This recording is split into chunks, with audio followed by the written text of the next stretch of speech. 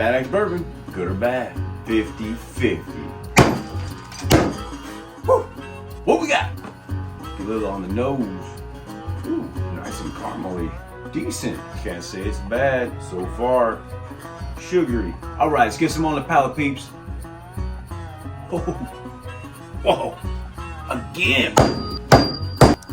Woo! Man, that's fire. Ooh, pepper and sugar. Sugar pepper. Woo! Man, I can't wait to see the proof on these suckers. Wow, man.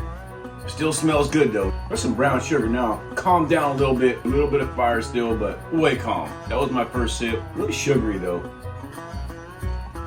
For what I'm doing here, is good or bad? I'm going, it's good. What we got?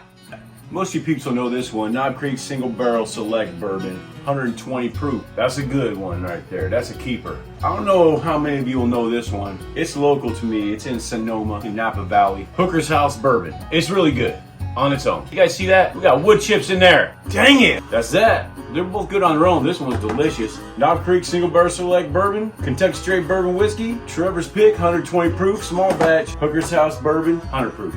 50-50. They're good.